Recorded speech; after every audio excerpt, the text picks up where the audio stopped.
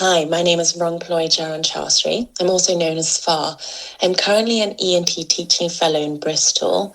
I've completed my ENT core surgical training in Wales, and I'm hoping to go on to complete higher surgical training in ENT. In this podcast today, we'll be talking about supraglottitis, which is, of course, a life-threatening airway emergency that affects both pediatric and adult populations. It's characterized by severe sore throat, dysphagia, and drooling or spitting out of saliva. Early recognition and immediate transfer to secondary care are both crucial. So here we'll discuss the presentation, management, and key differences between the two patient population groups. First, I'll just clarify the terms a little bit. So supraglottitis describes inflammation of the supraglottic structures, which of course includes the epiglottis, as well as other structures of the larynx, whereas epiglottitis refers to inflammation of only the epiglottis, but in practice, the terms are often used interchangeably.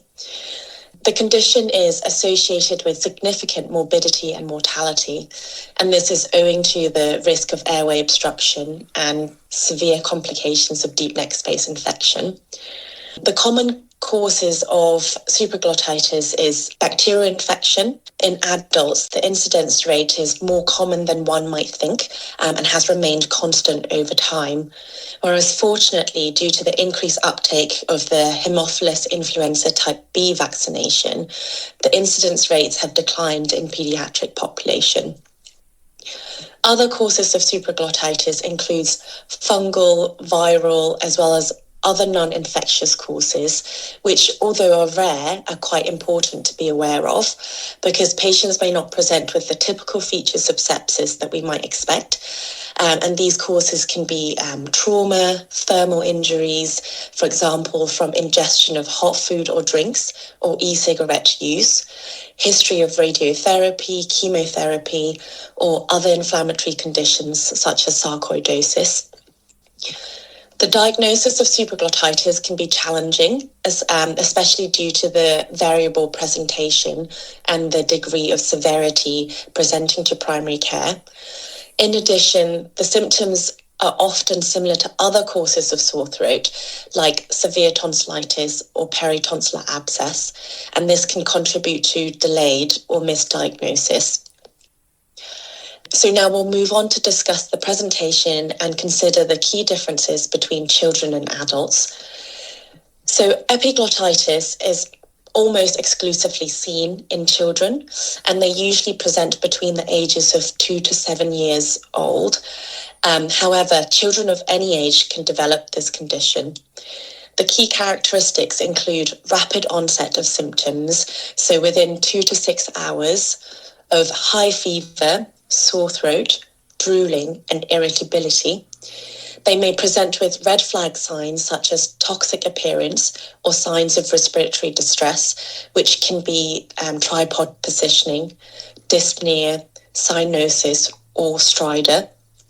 Or they may present with more subtle signs with kind of tentative and careful breathing, not feeling like they really want to move.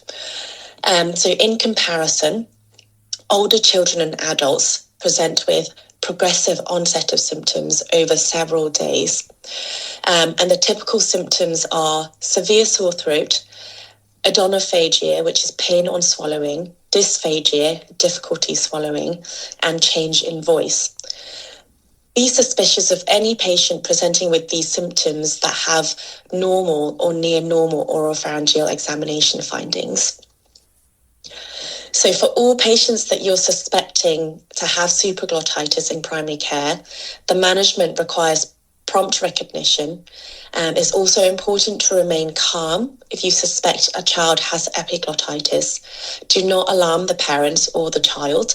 It's paramount to avoid causing further distress, and this includes examination of the oropharynx, because any aggravation can exacerbate airway compromise in pediatric patients.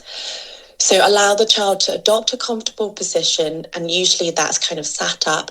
Let them stay with their parents, arrange a blue light transfer to secondary care. In adults, ensure the patient is sat up.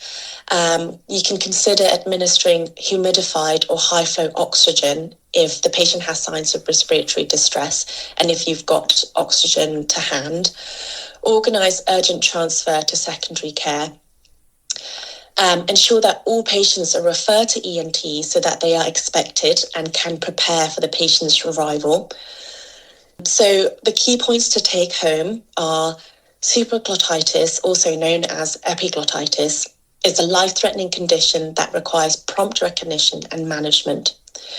Do not undertake oropharyngeal examination in children with suspected epiglottitis.